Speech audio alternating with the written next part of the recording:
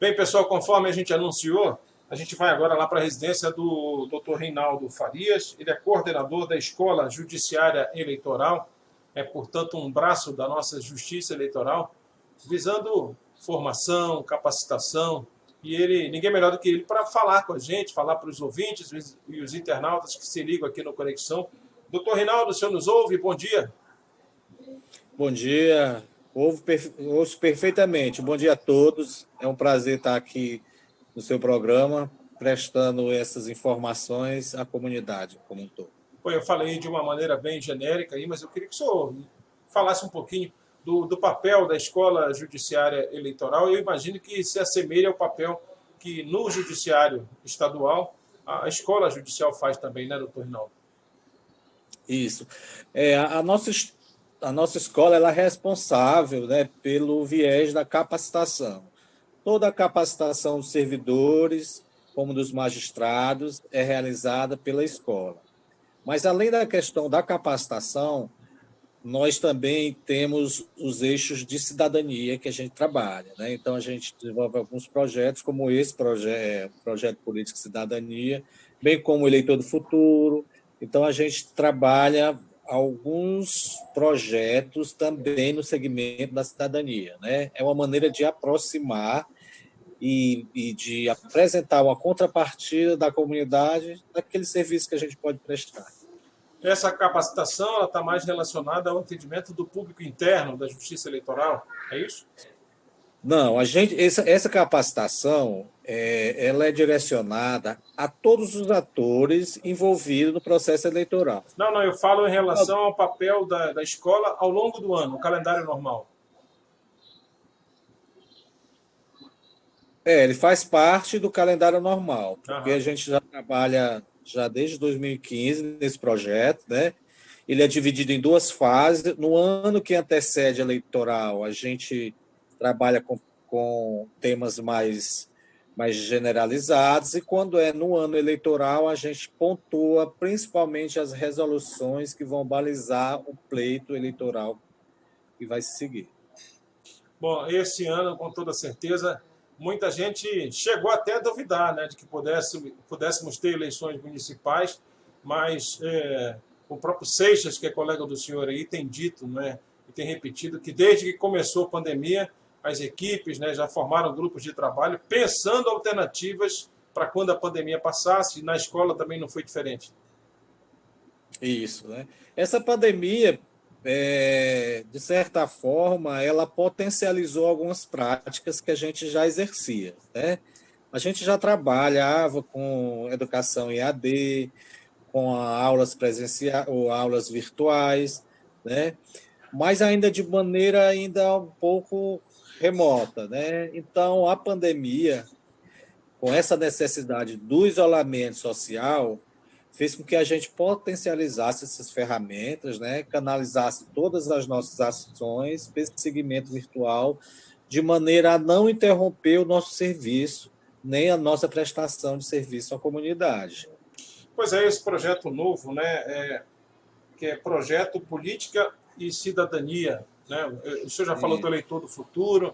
Há sempre essa preocupação, é uma preocupação premente da Justiça Eleitoral, de formar o eleitor, não é, doutor Rinaldo? é, esse projeto ele foi criado no intuito de esclarecer as pessoas que estão envolvidas nos processos eleitoral. Porque até então, anteriormente, nós tínhamos muitos candidatos, muitos cabos eleitorais, advogados, contadores, que necessitavam de mais informações sobre o que pode e o que não pode dentro da eleição, né? E essa desinformação causava um embaraço muito grande no processo eleitoral, desde o momento da convenção, do registro, da propaganda, né? Então, a maneira que o tribunal vislumbrou para amenizar isso, né, essas problemáticas, esses embaraços, foi esclarecer a comunidade do que é o processo eleitoral, como é que ele percorre todos esses meses, né, como é que ele deve ser conduzido, e principalmente em eleições municipais, porque quando a eleição é geral, as atividades do partido se concentram muito no diretório regional, que fica aqui em Macapá. Quando são eleições municipais, então as ações são pontuadas em cada município, nos diretórios municipais. E esses diretórios, eles geralmente não têm a mesma estrutura que tem um diretório aqui na capital. Uhum. Então, eles têm mais dificuldade de acesso à informação, né? Os candidatos precisam de uma orientação mais presente, mais efetiva. E a maneira que a gente encontrou foi a gente aproximar a justiça a essas pessoas. Em anos anteriores, essa capacitação a gente fazia em polos, né? A gente ia para o Iapoque, Amapá, a gente abrangia Calçoene, Tartarugalzinho, Laranjal do Jari, a gente abordava Laranjal e Vitória, Porto Grande, a gente contemplava Ferreira Gomes, Porto Grande, Serra e Pedra Branca, e depois Mazagão e Santana, né?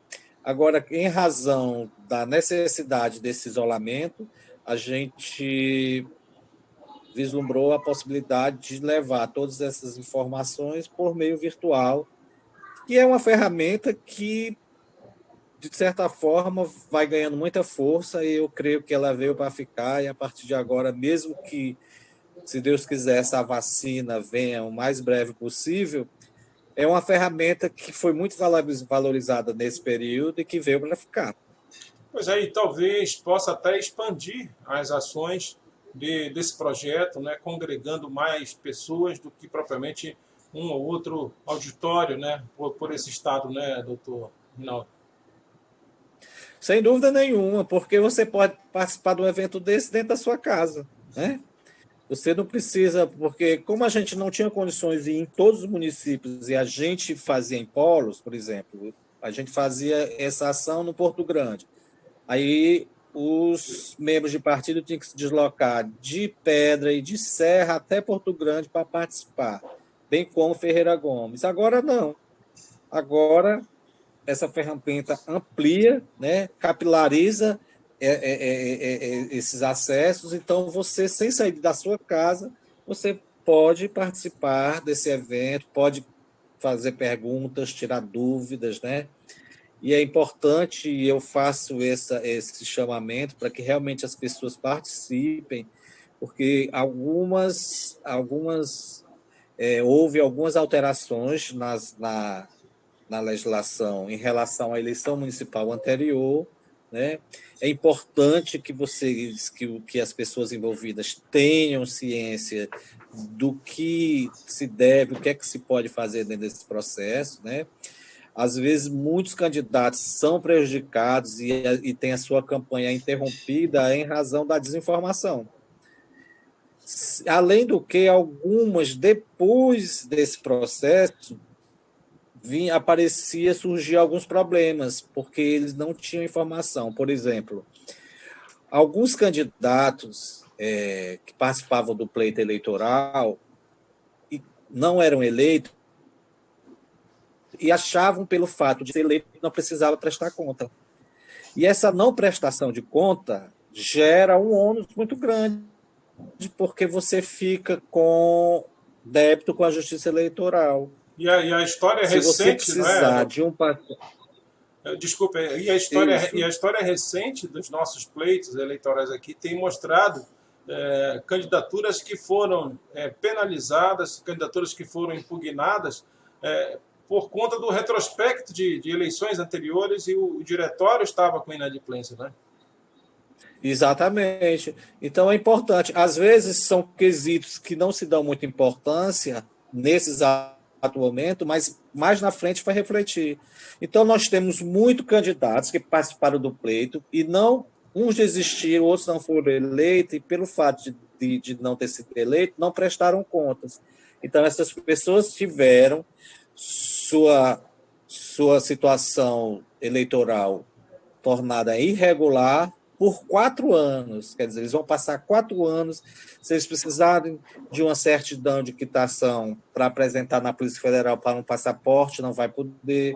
Se passarem e forem aprovados no concurso, não vão poder apresentar essa Essa documentação. declaração.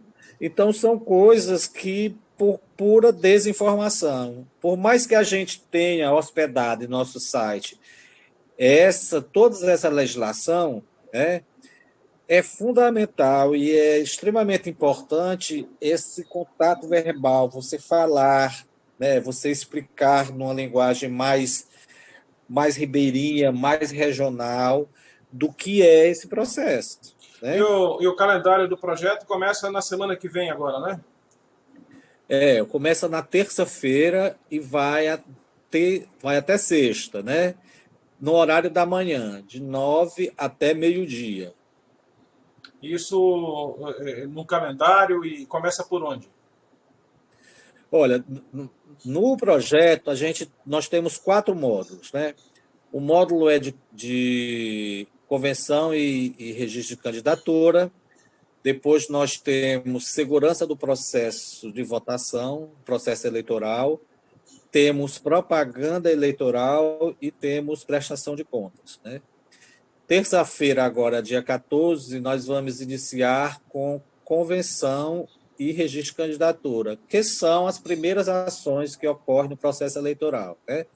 Agora, com a mudança do calendário, então, as convenções que seriam realizadas agora em julho vão ser passadas mais para frente, né? Quando os partidos se reúnem para escolher quais serão seus candidatos. Depois de escolhidos, né, vão fazer o registro, né? E aí a gente vai balizar a questão de desincompatibilidade, quais os documentos necessários, o que é que tem que acontecer dentro da convenção, como é que é realizada uma convenção. Agora nós temos outras modalidades de convenção, né, que agora a gente pode fazer a convenção virtual. Então, existem algumas coisas, algumas ferramentas que podem ser usadas nesse processo, mas é importante estar a par de tudo isso para que já comece bem, né? Que os partidos já consigam escolher os seus candidatos, a questão do número, a questão da cota de gênero, tudo isso vai ser explicado, né? Quais as documentações que tem que apresentar no registro. Agora, tudo vai ser no PJE, é eletrônico, não é mais físico, que tem que entregar no cartório. Né? Então, é bom já se familiarizar com essa ferramenta do PJE, que é onde vão ser dada a entrada toda a documentação e onde vai tramitar todos os processos. Aqueles que não têm ainda conhecimento dessa ferramenta têm a oportunidade de começar a se adaptar, a se familiarizar com esse processo, para que quando chegar na hora, no momento exato, você já tenha reunido todos os requisitos para que você possa proceder o seu registro, a sua convenção de maneira tranquila, né?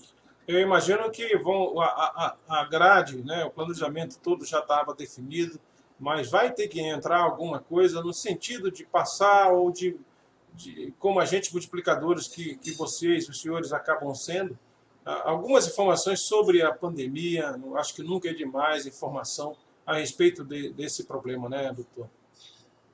Isso não, dentro da convenção mesmo, do módulo que a gente vai falar de convenção, já vem o Osiel, que é o nosso primeiro palestrante da terça-feira, ele já vai falar dessa questão eleição e pandemia, né? Como reunir, como conduzir uma eleição dentro de um cenário tão caótico que nós estamos passando, né? De que forma devemos conduzir essa eleição de maneira que não prejudique, não contamine mais pessoas, que as pessoas continuem com sua saúde preservada. Então, tudo isso também a gente vai fazer um link com essa questão da pandemia, né? Perfeito. Eu queria, queria que, para terminar esse bate-papo aqui com o senhor, primeiro atualizar aqui quem está com a gente só na FM, está ouvindo a gente conversar, chegou agora no rádio, não reconheceu a voz e o sotaque do Dr. Rinaldo Farias. Ele é coordenador da Escola Judiciária Eleitoral. Na semana passada, o doutor Carlos Canezin, que é juiz eleitoral lá da 10ª Zona Eleitoral, esteve aqui no programa com a gente, e a gente puxou dele a reflexão, é a mesma que eu quero levar para o senhor também. Uma mensagem ao eleitor: durante essa pandemia, falar de eleições parece que virou um tema tabu, e a gente sabe, né, doutor Reinaldo, qualquer insatisfação, qualquer sentimento de mudança, enfim, passa necessariamente pelo exercício livre do direito de votar e escolher os nossos representantes, né, doutor Reinaldo? Sem dúvida, essa é uma oportunidade onde todo mundo é igual, onde o seu voto tem o mesmo valor de qualquer cidadão em qualquer classe social, né? É o momento que você faz valer o seu processo de escolha, né? E diante de tudo que a gente passou, a questão de políticas públicas, né? A gente está vendo o SUS que anteriormente foi tão bombardeado e agora a gente viu a importância dele e que a gente tem que melhorar muito ainda esse sistema. É o momento ideal para que a gente realmente escolha um representante que esteja, né, arraigado, que esteja empenhado em realmente nos representar e lutar pelaquilo que o seu povo, que a sua comunidade, que o seu munícipes, né, precisa. Então, eu acho que essa questão da escolha, né, é fundamental, e eu também espero que essa campanha seja uma campanha bem tranquila, sem muitos embaraços nem turbulências, e que ao final de tudo a gente realmente consiga escolher uma pessoa que realmente nos represente, que venha otimizar todos os processos de políticas públicas, serviços públicos, de maneira geral, tanto saúde, educação, segurança, emprego, né? Tudo isso está precisando dessa transformação aí para melhorar as condições dos nossos munícipes. Bacana, bacana. Conversamos com o doutor Reinaldo Farias, coordenador da Escola Judiciária Eleitoral do nosso TRE. Leve um abraço ao presidente Romeu, todos os magistrados, os serventuários da Justiça Eleitoral. De nossa parte, a gente fica aqui à disposição com a Diária FM, com Conexão Brasília, sempre que precisar falar com a comunidade. Tá bom, doutor Reinaldo? Bom final de semana, muito obrigado. Ok, eu que agradeço a oportunidade. Bom Até dia. mais. Bom dia, até mais.